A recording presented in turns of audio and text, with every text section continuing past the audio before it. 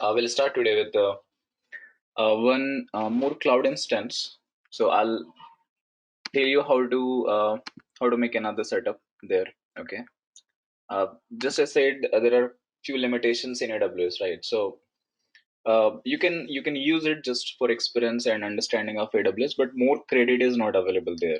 So all the full flexible cluster may not work there, right?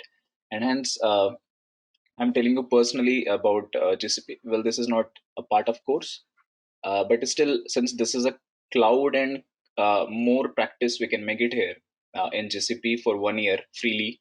So let's know what a GCP can help us to create a cluster, okay, and connect all the services individually. If you ask me, GCP stand for Google Cloud Platform. Google Cloud Platform. So yesterday we have completed our part in AWS single node cluster in Hadoop, and that was a pure manual setup, right? So we did everything by ourselves, and we started the services. We check in web UI whether the service is working or not. Now in this GCP, in this Google Cloud Platform, I'll not be downloading Hadoop and Java and extracting all them. They provide you one ready-made cluster. So just like a Cloudera you're using in local machine, right? So Google Cloud Platform will provide you one GCP data proc. It will provide you one GCP data proc service. Okay. So this GCP data proc is providing you cluster. GCP data proc uh, allows user to create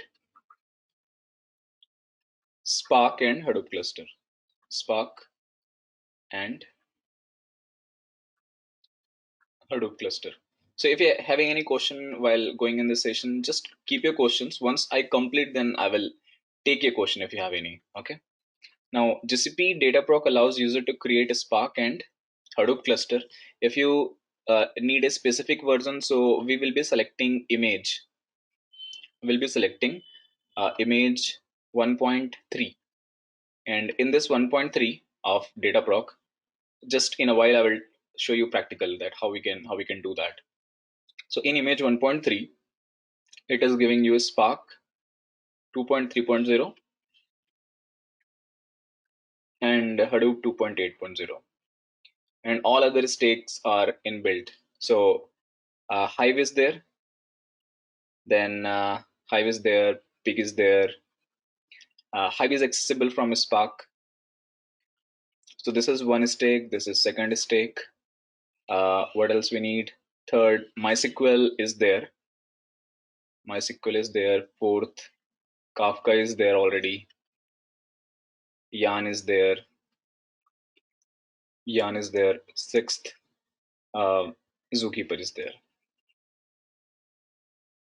Okay. Now two things: HBase and Scoop. HBase and Scoop we need to set up by ourselves. Okay. We need to configure some of the SQL services, and then we'll start doing it, because this MySQL will not directly allow you to create a table and informations there. So we will create another instance and do that. Let's see first the basic part, and then we'll go and see how other services can be used. So I'm going to log into I'm going to log into my GCP instance. What are the steps first? So step number one, if you don't have GCP account, okay, so you can create it today. It's free, and now you get $300 as a credit, which is there for 1 year. So 1 year free service you can use. Rutu, you had a question right while discussing over the call that if you use AWS, it can be just done in 2 months or 3 months, right? But if you use this, you can practice it for 1 year.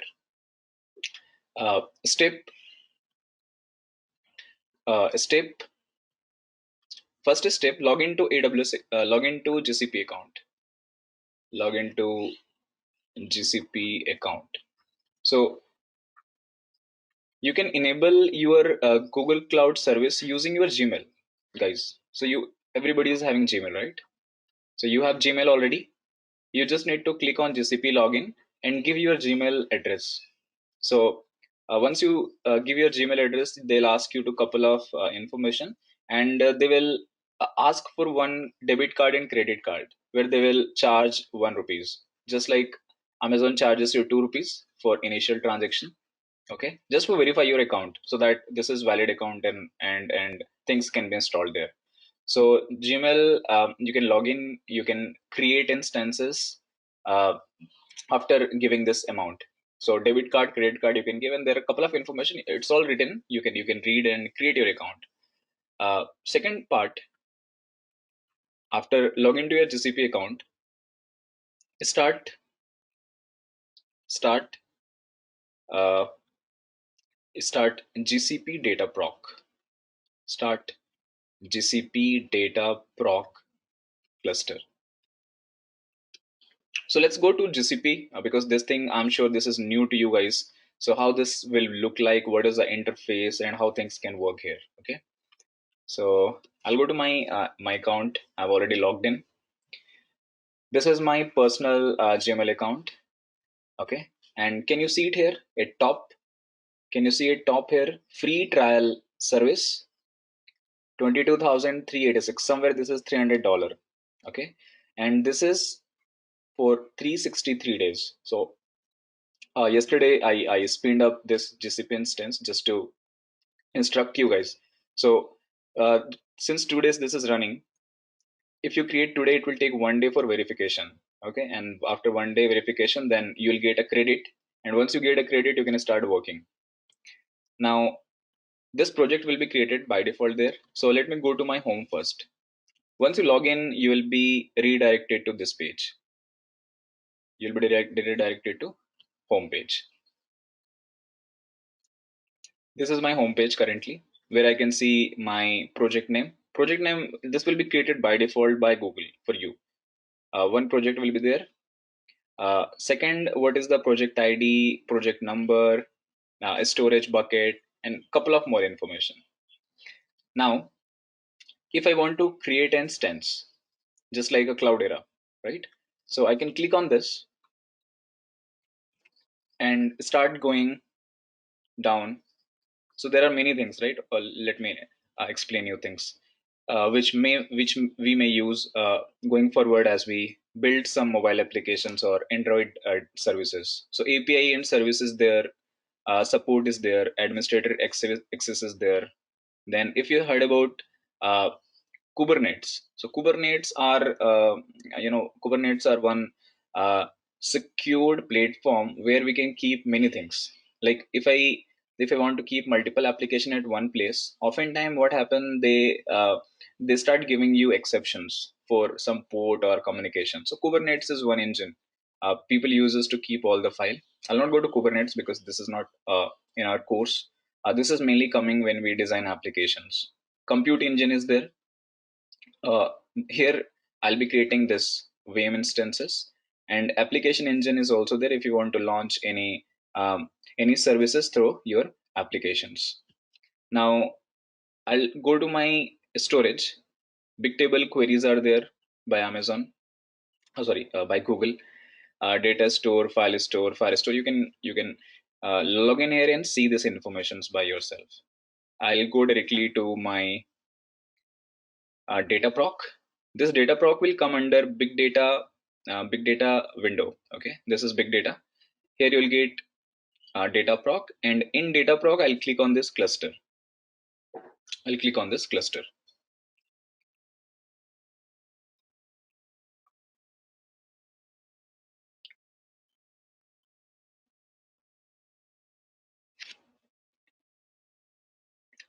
um, when you log in first time, okay, when you log in first time, you will get here one option as enable API. So you just need to click on this. You just need to click on this enable API option. Once you click on this enable API, you will get this option as create cluster. Okay. So I'll click on this create cluster, that I want to create a cluster. You trust me, this will just take 3 minutes or 4 minutes to spin up. And what best recommendation of Google people says is start your cluster, work with it, and destroy. Okay. What GCP people or experts who are already working, they say do not create and keep it up. If you want to keep it up, it's okay, it's your choice. But since this is taking every day just 3 minutes to start it, right? You can start today. You can work with it. You can work with it, and you can delete it. Then every day, like, you can create, start, work, and delete. Okay. So this is one option. If you want to keep it, it's your choice. I'll go to my cluster name, and this cluster name I will give as, let me write it as prod instance. I'll give this name, prod instance. Okay. Reason. So where I want to spin this instance, in which region of Google data center. So Google has many regions available, right? In India, in US, in Australia, in Singapore. So obviously we are sitting in India, and to avoid our network traffic time, we will select one of the option from India. And if you know India comes under which part of Asia, so India is in Asia South. This one, India South one, our part, Pune, Mumbai, it comes under this Asia hyphen South one. So you need to select this, and you can select any zone. There are 3 zones basically available, A, B, C. You can select any one of it. Let me select Asia South 1A. Okay. Cluster node. Cluster node. So you want to create a single node cluster. Single node cluster. You want to create a multi-node cluster, or you want to create a high availability. High availability is into the production environment. Okay. High availability. There we have multiple master. There we have multiple master. If you remember, whenever I say what is my cluster size, so I keep 4 master just to have better availability services, right? If my name node is getting down, I have another name node available. So that concept is known as a high availability. We'll revisit this part when we discuss about the concept of high availability. Currently, we're setting it up. Okay. In multi-node cluster standard and high availability, what is the difference? In this, you have just one master. In this, you have just one master and multiple slave services. Okay. In this high availability, you have multiple master and multiple slave. This is your takeaway, by the way. Okay. What is the basic difference between multi-node and high availability? What is the high availability? When we'll visit Yarn chapter, we'll see this high availability part. So I'm going to create currently all the services, all Hadoop related services in single node cluster. Okay. So option is here, cluster node. Let me click. This is 3 option, guys. Can you see first one? Single node. If you see my cursor, single node, 1 master, 0 worker. So this is just one machine. Everything is there in single machine. Okay. In a standard, 1 master and n number of workers. So slave are multiple, but master is one, just like this. And third one, high availability, multiple master and multiple slaves. Okay. So we'll see first how we can roll up using single node 1. Once you know first part, then you can start doing by yourself for other services also, like multi-node, high availability and all. After selecting this, it is asking me, similar as AWS instance, what is the series you want? So when I say series, these are different computations. If you can read it, powered by Intel Skylake CPU platform selection based on availability. This is higher configuration, second generation. This is a first generation, where we can use a basic services. So I'll use N1 only. I'll not go to the higher version because this is our test instance. So let it be whatever is by default. Machine type, N1 is standard, 4 CPU, 15 GB RAM. Okay. Now look, in AWS, if you remember, you just get 1 GB RAM as a free service, right? And some 10 GB, 30 GB of total free disk. Here, you can use any number of RAM, 1 GB, 4 GB, 8 GB, 16 GB, based on your requirement. Okay, so I'll be using this. I'll be using 8 GB and 2 CPU. So we know how multi-core processor can work with a better configurations or better RAM. Next part. So let me click on this drop down option. And the first option is 3.75 GB memory, 2 vCPU, 7.5 GB, 15 GB, 30 GB, 60 GB RAM, 120 GB RAM. Okay, do not go with the so higher version because you're not working with real time applications. Keep it this. This is good for practice. 7.5 GB RAM and a 2 core processor. What is the hard disk? Hard disk which you need? It says minimum 15 GB is required at least. I'll give minimum 15 GB, not more than that. Then you want to use a standard HDD or SSD that's there. So if you want to use a standard persistent disk, this is the disk size. If you want to use SSD, which is enterprise hardware, you can use this. I'll keep it by default. Yarn cores for yarn memory is 12 GB. This is by default given by Google. Component gateway enable access to the web services of default and selected optional. If you want to if you want to call using some other API external services, you can check this. We'll keep it by default. Any more option to select here?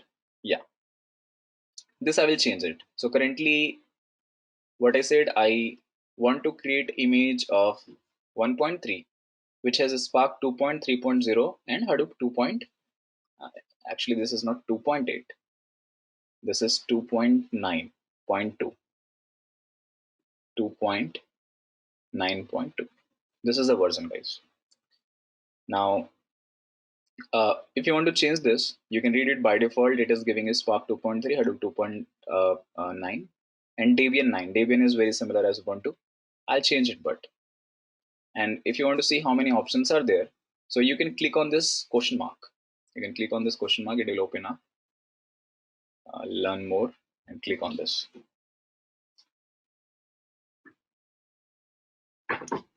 Cloud Dataproc image version list. Scroll down. So these are the versions. These are the versions. I'll be using Ubuntu.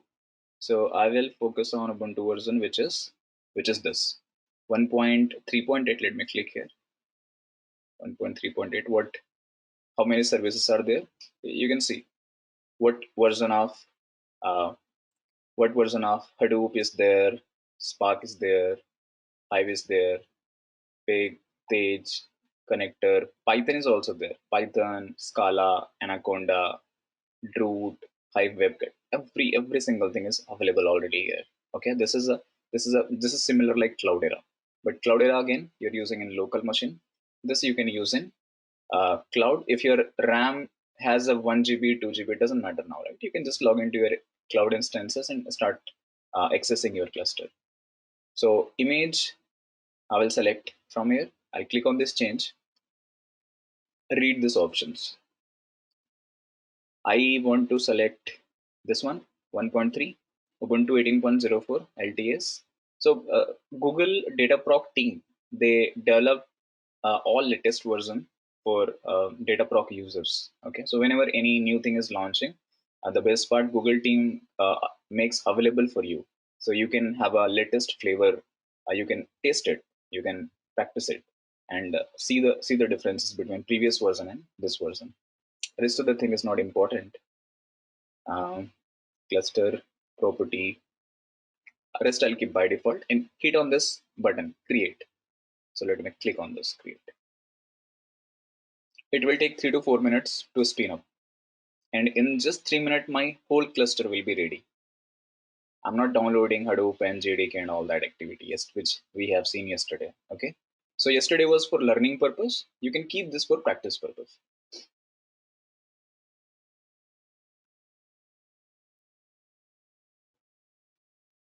So let's spin this up.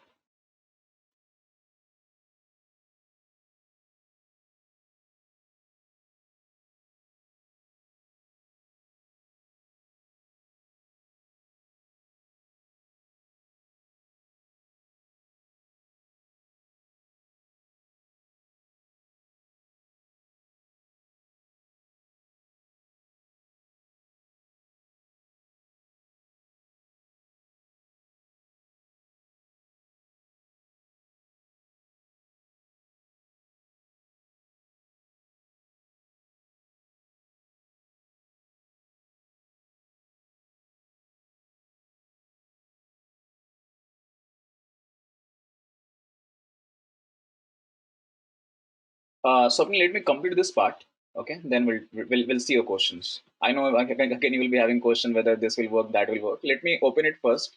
Okay, run all the things, then we'll see your questions.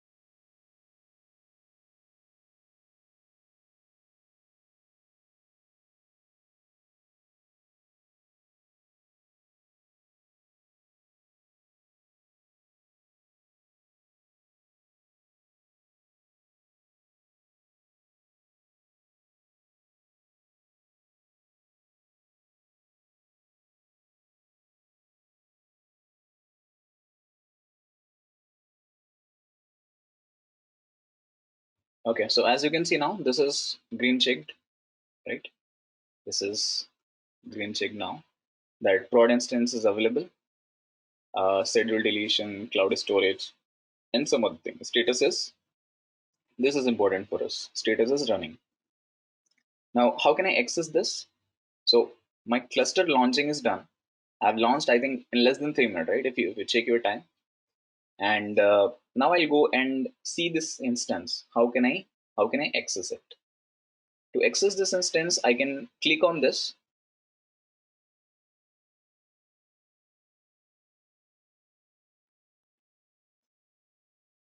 Okay, this is my monitoring screen where I can see my node manager capacity and their communications. My instance is available here in this VM instances.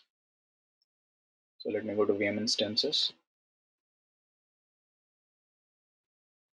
This is my VM instance, and this is a master single node, and we are saying this is a master. All the slave is also available here. Uh, SSH. If I click on this SSH, it will open a new window. It will open a new window where I can start writing my Unix command and Hadoop related command. But I'll not click here now. I'll show you some other option also. How you can access this? You can go to your compute engine and you can click on this VM instances.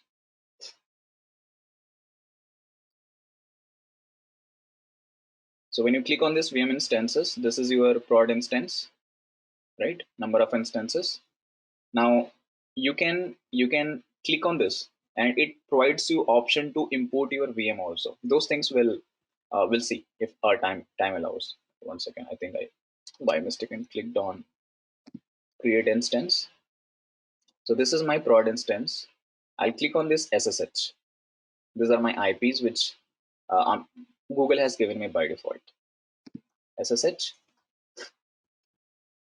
SSH is a secure cell which creates a tunnel with a port number 22 to have a communication with your services.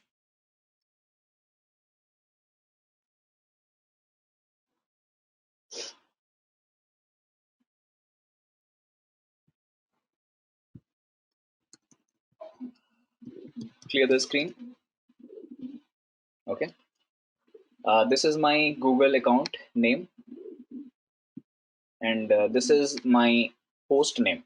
Okay, this is my host name. So if you want to see those Unix command, you can run who am I. You can check who's your host name and these things.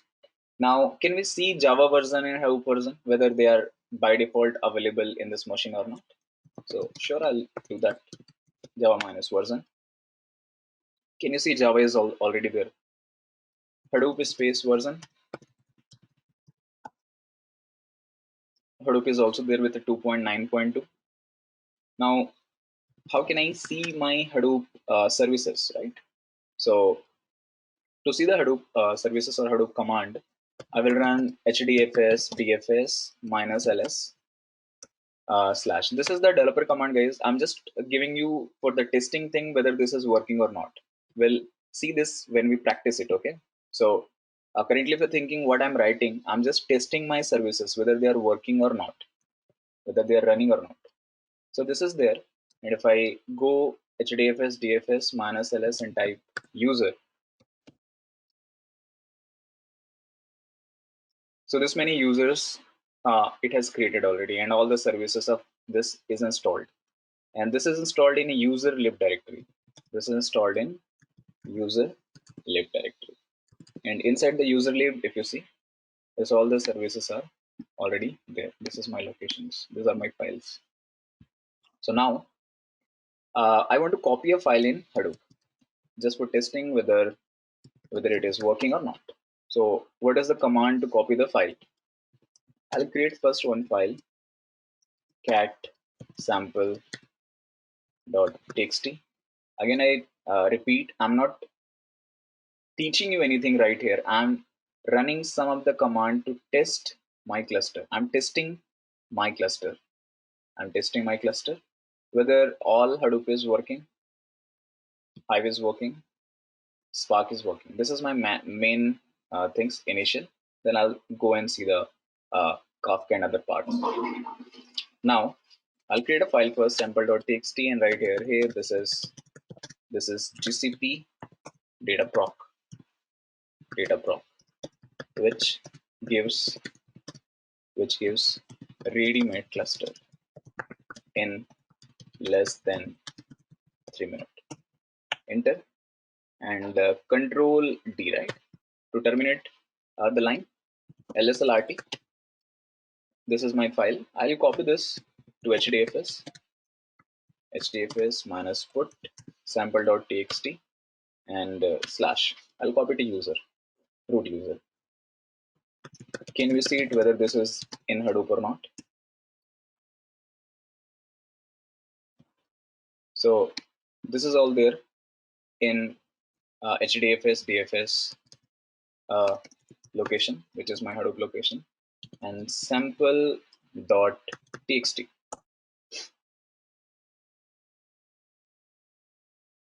File Hadoop is working.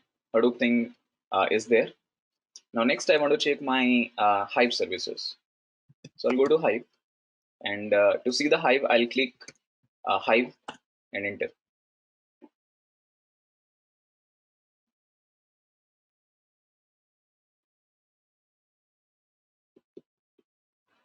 Hive is there. Can we run some basic command because this is following all SQL concept. So this is well known as HQL, Hive query language. All the SQL related commands it will do.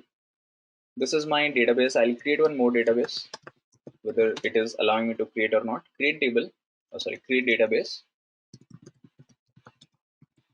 poverty. Use poverty, and we'll create one table. Create table, cloud ID, cloud name.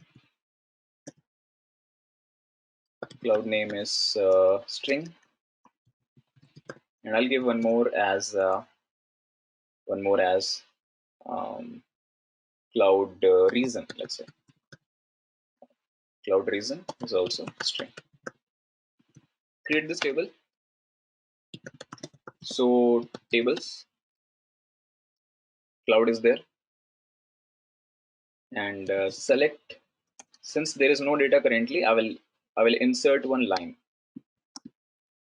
Insert into cloud values. Now I'm testing Hive, guys. Okay. Insert into cloud values, and I'll give 1, name as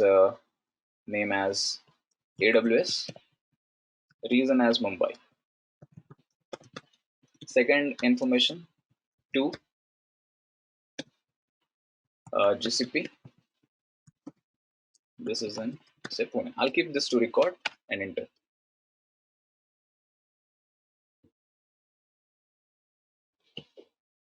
So this is the total CPU time to process this data. Once this is succeeded, can I see my data? So I'll run query select star from cloud. You can see this information. You can describe your table. So Hive is working, okay? We're not practicing Hive currently, we're just testing the Hive. Once Hive is done and I can see this information, I will quit from here. So two things is tested so far. Two things we have tested. Hadoop is working, Hive is working. Now we'll see Spark and Pig. So first I will take Spark, then Pig. Fourth, third and fourth. To access a Spark, you'll have to type Spark -L.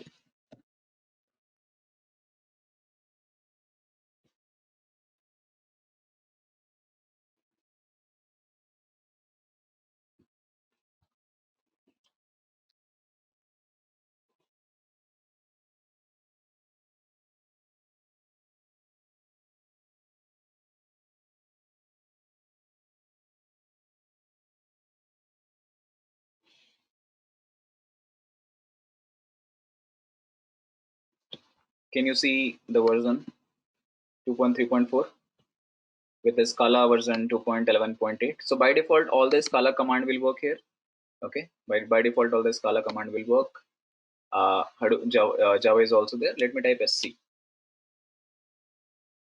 So this is there, and can I access?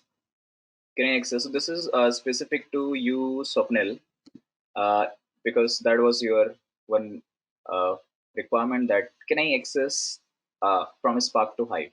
Okay, we'll see this part now. We'll see how this thing can be accessed from Spark. So I'll run here import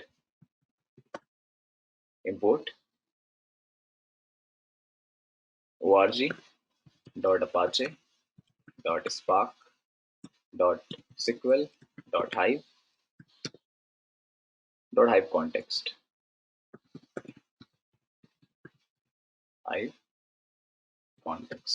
Okay, semicolon, enter. Then I'll create one Hive context as a variable and create a new. I'll instantiate this. So new org.apache.spark.sql.hive, and this is very fast. If you remember, currently I'm working with 8 GB, right? Hive context sc. Now I'll import this. Import Hive context dot underscore, and now I can start accessing my table from Hive. So t1 is equal to Hive context dot sql. This part will practice. Okay, if you're wondering what exactly I'm doing, other people, if you're wondering what I'm doing, so I'm just testing the Hive accessibility from Spark, whether Hive can be accessed from Spark or not. When we practice this actually in Spark and Scala and Hive, then we'll focus on the internal what is this context and what is the SQL. This is just a testing thing. Again, I'm repeating.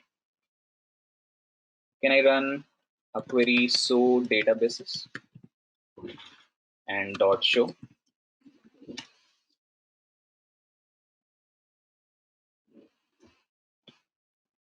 So this was the database by default. I've created this database, Power Tech. Can I use this database and access my table? So now I'll write use PowerTech.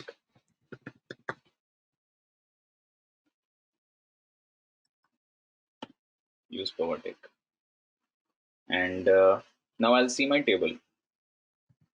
So my query will be T2 this time, and so tables. So tables.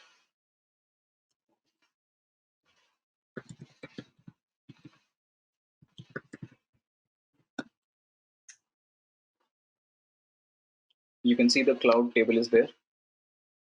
Can we access this table? Select a star from cloud.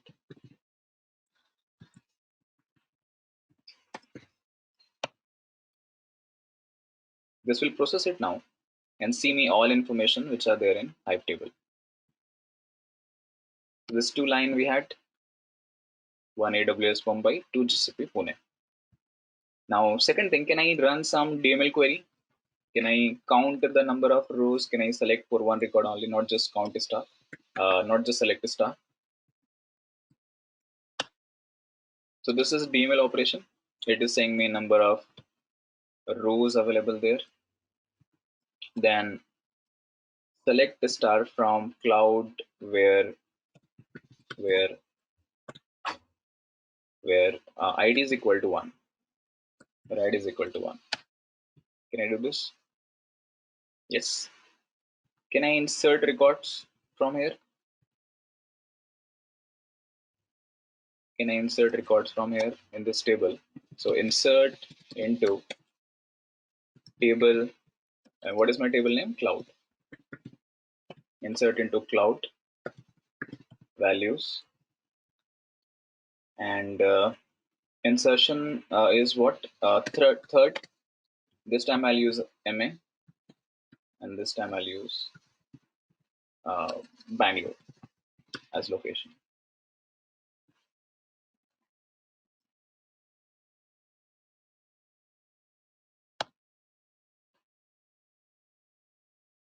Then T3 dot show. Can I rerun this query? Select the star from table name.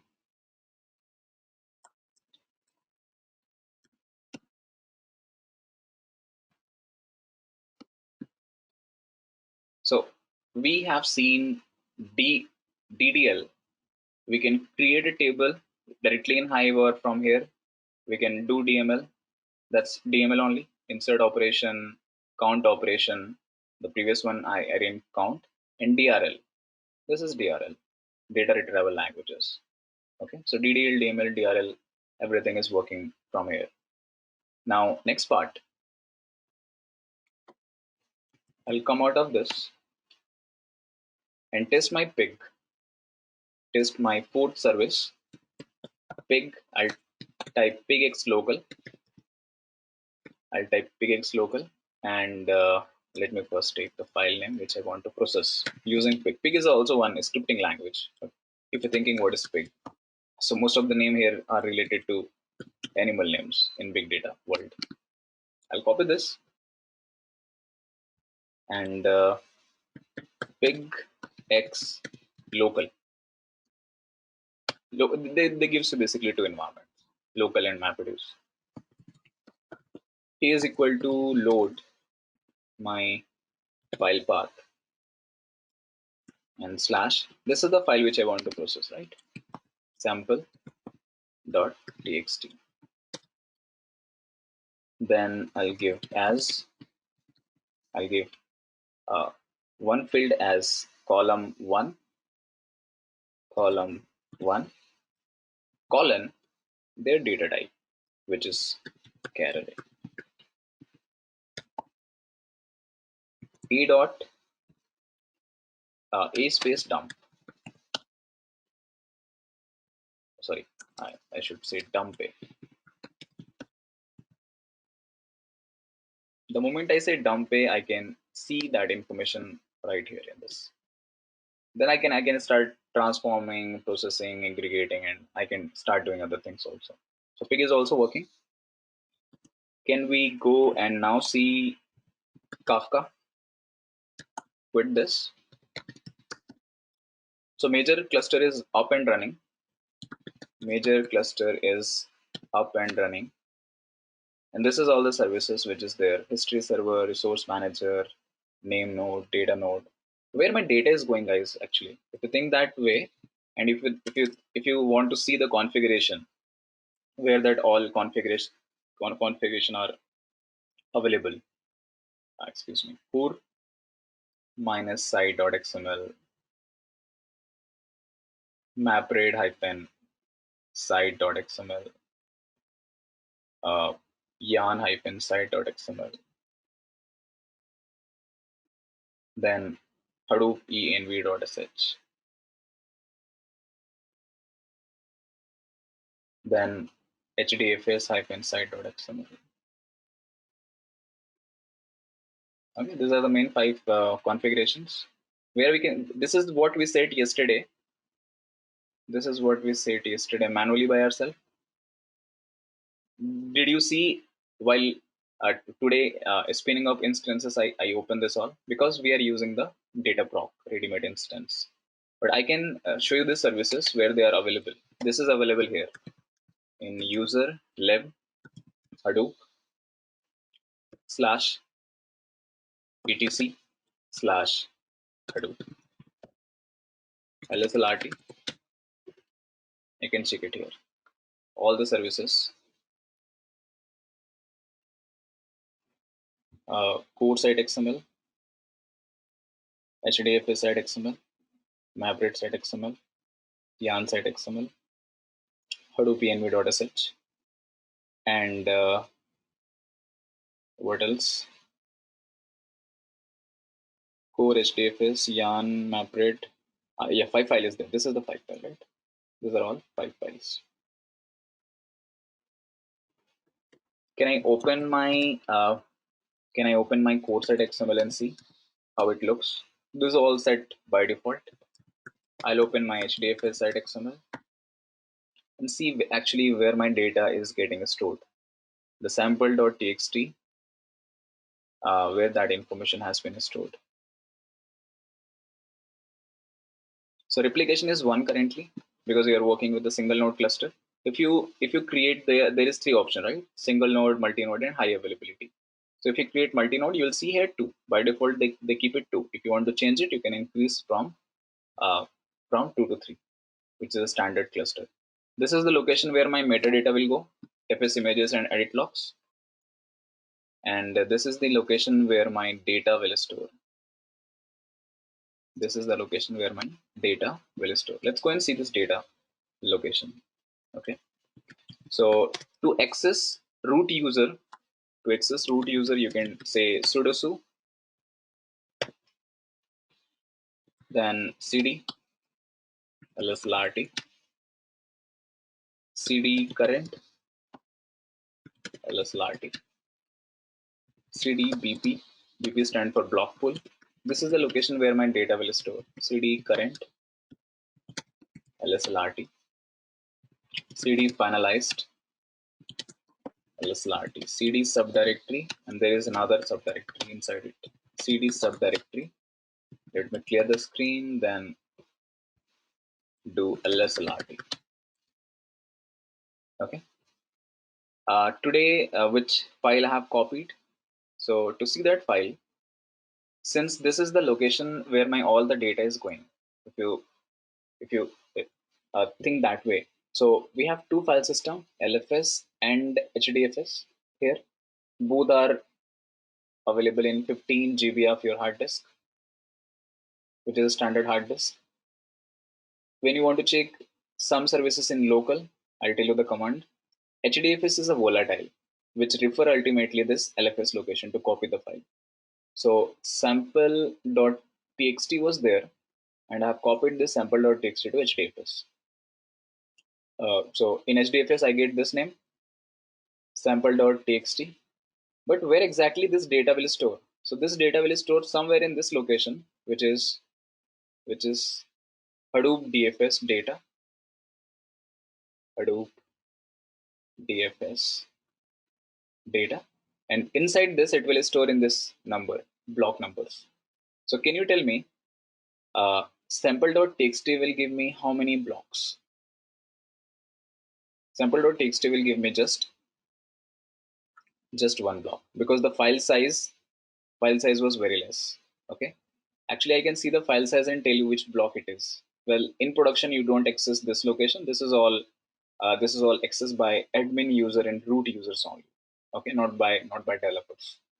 So if I want to see the file, I'll go to my home directory and do lslrt. One second. Okay, so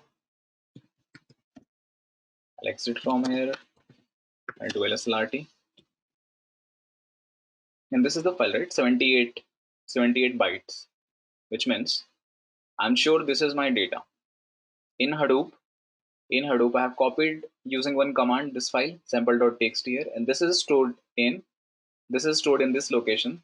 But what is the name of that block? This is the block name. And how did I recognize? Based on this size, which is a 78 bytes. So now I'll read this.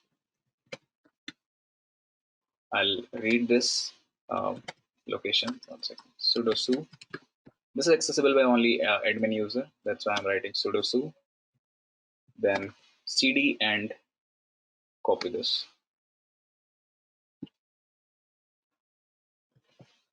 Enter.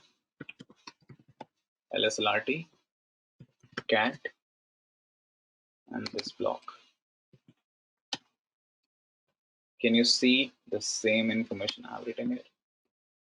This is a GCP data proc which gives ready-made cluster in less than 3 minutes.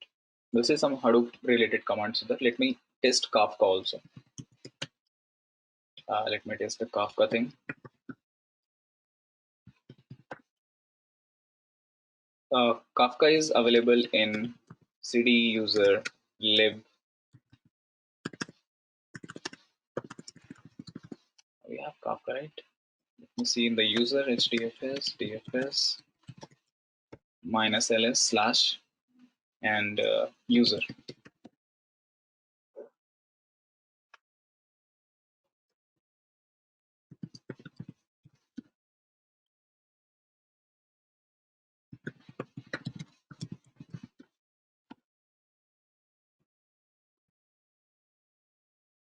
Kafka user they have created. Kafka file I think we need to download. So because if I try to run this, start, okay, this is not it. I need to install Kafka also. Kafka is not there. So Spark, Pig, Hive, and Hadoop, all this is up and running in your data proc instances. Okay. So for practice, you can practice this and you can keep trying that. Whatever job we have done currently, let's see the total price. How many amount is deducted from there? So I believe 451 was my previous uh, amount, and yesterday I worked for some time and today I'm doing, so I think 50 40 rupees it has cut. So this is the still credit. So every day you can check the credit and spin up your instances. Okay, now we'll see some of the Hadoop command here. We'll start. I can use this one. Now I have my instances available in 3 locations. I have my instances available in AWS using EC2 I have created all by myself. Second, I have created GCP data proc. This is also available with us. And third, Cloudera is with us already. Cloudera 5.13. Here I can access. I have the same thing I can set in my Ubuntu also. Ubuntu 12.04. So this is cloud. This is cloud. This is local. This is local. So in local, what is the limitation? You can only spin up limited number of nodes. You can use limited resources, right? You cannot use more than 8 because I think most of you have 8 GB, 10 GB RAM. You cannot create more than one node or two node, but here you can create n number of nodes, isn't it? This is a beauty, which is giving you production feel, and environment, how production works, how the things is uh, developed and communicated from one to second. So after spinning this cluster in Dataproc, I will go now and work with Hadoop commands. Hadoop command. This is where your development task starts. This is where your development tasks start. So far, we are into administration services, like how spin up, how to access one by one, but how we can run some command and see the services. So option, first option in Hadoop commands, list the file, list file or directory in HDFS. And here I will relate your local file system with Hadoop distributed file system. So in local file system and Hadoop distributed file system, if you know Unix, 80% Hadoop commands you already know. I'll tell you how. So in local, if you want to see the file, what you type? ls minus lrt n slash, right? You can make one quick note. Whenever you want to check anything in Hadoop, whenever you want to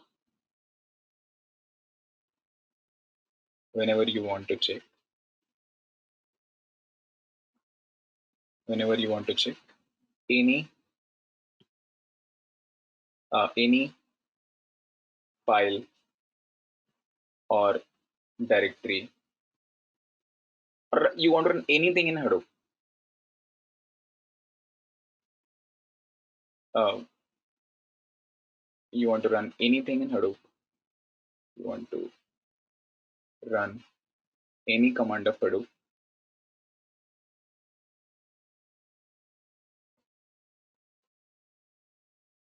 you will have to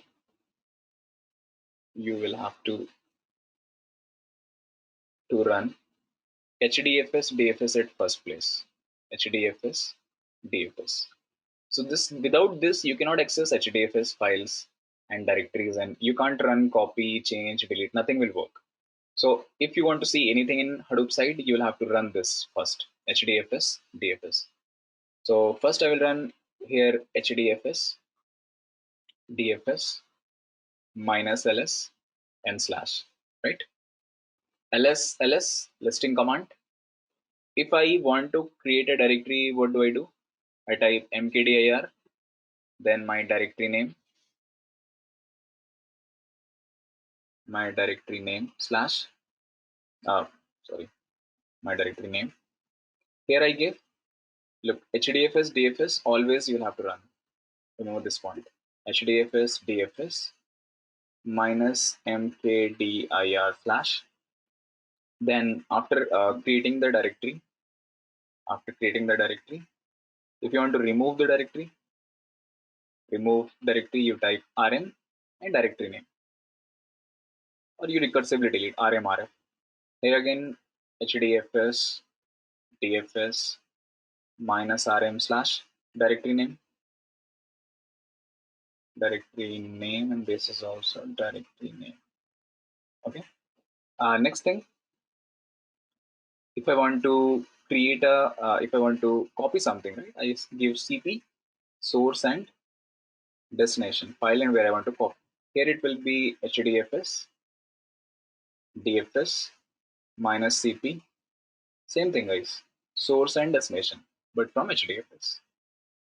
If I want to move src destination HDFS DFS minus mv source and destination. Now, if I want to What else is required? We want to change something, right? We want to change permission, we use chmod. We want to change the ownership, we use chon. We want to change the group, we use chgrp. chgrp. Here it will be hdfs, dfs, minus chmod, 777 file slash. Then this is hdfs, dfs, chon. You can give owner name and the file name. The rest thing we already know, owner name, new owner name, and your file. Then if you want to change the group, hdfs, dfs, minus chgrp. This is chmod and then 777 or 644, whichever file or directory you want to give. Ch on ownership for the file, which file you want to change, and there will be owner name. Ch group is group name, again for which file you want to change the group name. So chgrp, the group name, and slash file. So literally what command I'm using in local file system related to Unix is exactly replicated in HDFS. Just they have appended this, if you see it carefully, HDFS and DFS before any command. Okay, which means this is a volatile. And whenever I say volatile, guys, just sorry, this is not volatile. This is volatile. This is volatile. So when I say volatile, what do you understand? This is a volatile. This is a non-volatile. Non-volatile. So when I destroy my instances, so information which are stored in volatile locations, this is a temporary storage. HDFS is giving you the temporary storage. It can be deleted if your cluster is deleted, but local file system is giving you permanent storage where your file can be present permanently. Okay. We'll see some of the block when we copy the file, how it will look, how 128 MB distributions we can see. These commands will run all in our instances, whether it can be a GCP, Cloudera, or anything.